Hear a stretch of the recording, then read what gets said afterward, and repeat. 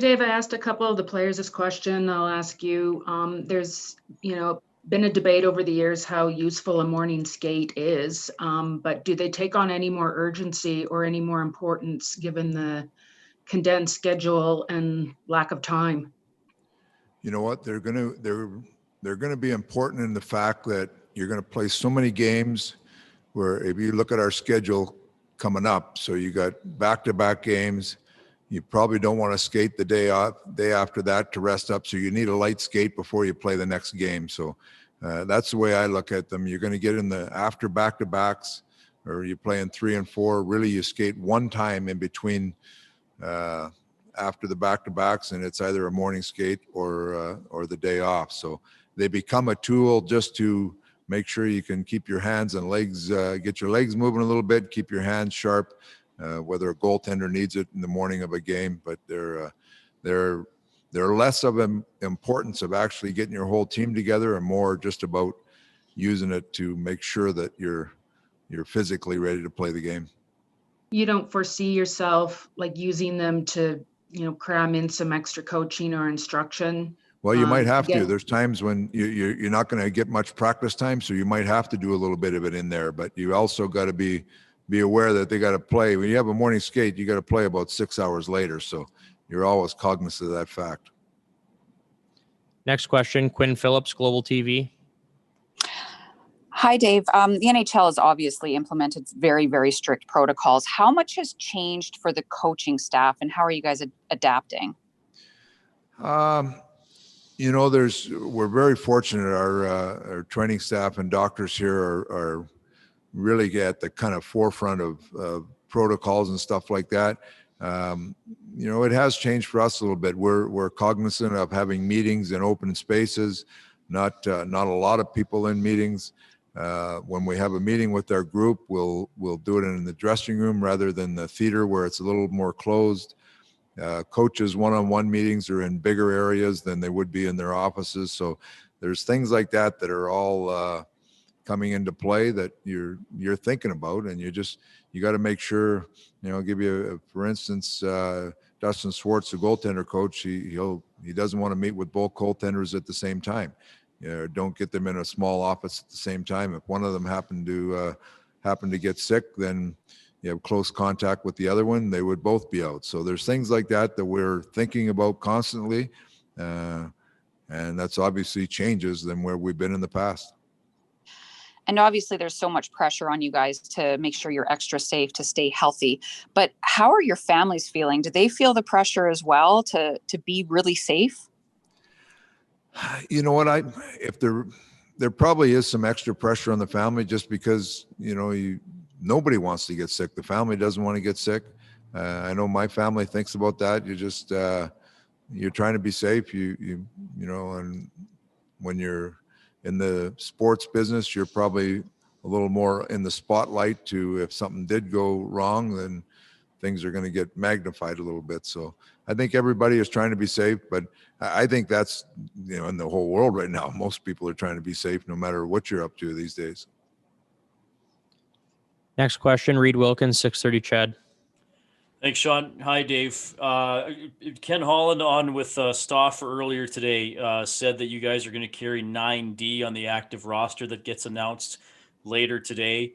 Have you ever started the season with 9D before, and how do you sort of anticipate that shaking out early? No, I think it, that's, you're talking about an opening day roster, and then with the taxi squad there, we'll be able to do some shuffling after that. Okay. When, if at all, since you became an NHL head coach, when was the last time you read, listened to, or watched preseason predictions for the National Hockey League? I'm not a social media guy or a Twitter guy or any of those. So I haven't seen any yet. I don't know. There's probably getting around to getting some of them, but I have a tendency to focus on what I feel. Not that there's probably some real good opinions out there. They might differ from mine. So they're not that big on my agenda to do today. Next question, Derek Van Diest, Post Media.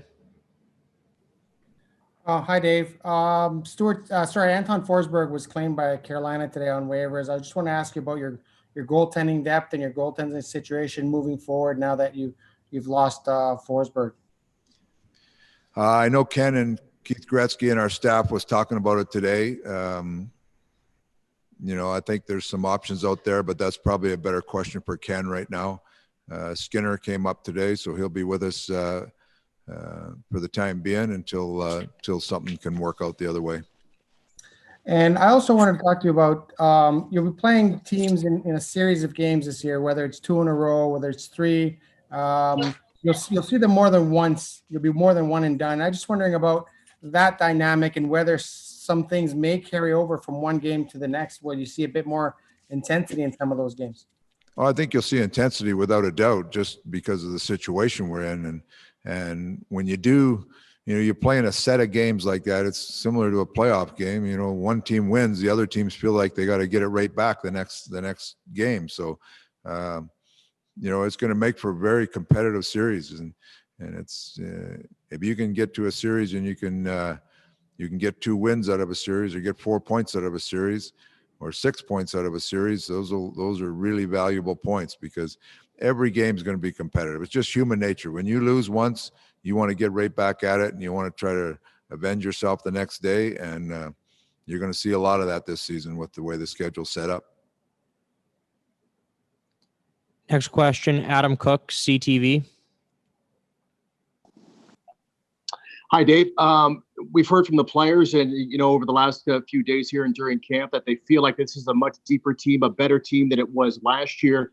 But just and obviously you guys, before the pandemic paused, you were the best team in Canada, challenging for a division title. The early exit in the play-in round, what do you think the players kind of learned from that? I mean, it's been a long time. They've had to digest things, but what do you think they learned from that? Well, I think our team took some steps ahead all of last year. We got into the play-in, and first game we didn't play very well. Second game we played very well. The third and fourth game, I don't think we played bad, but we didn't find ways to win. We did some things that didn't allow us to win, or Chicago took advantage of. So there's some hard lessons to be learned there. I think especially our core leaders on the team have really taken that to heart. They've come back. I give them a ton of credit. They're very focused. You see Connor right now in practice and what he's doing.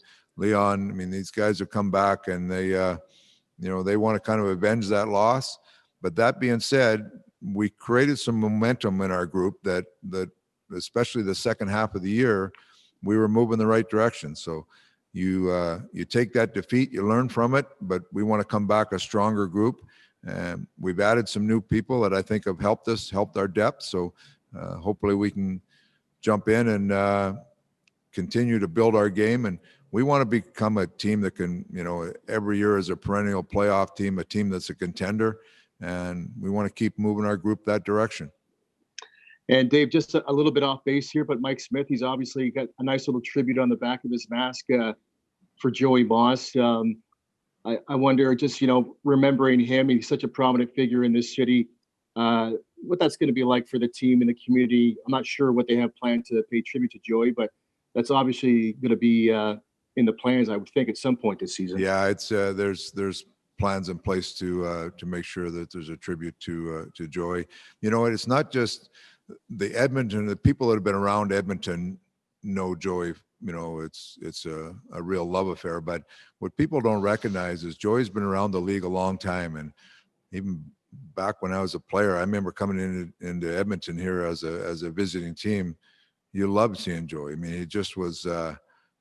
It was just the passion he had for the game and the players, and to be around was just.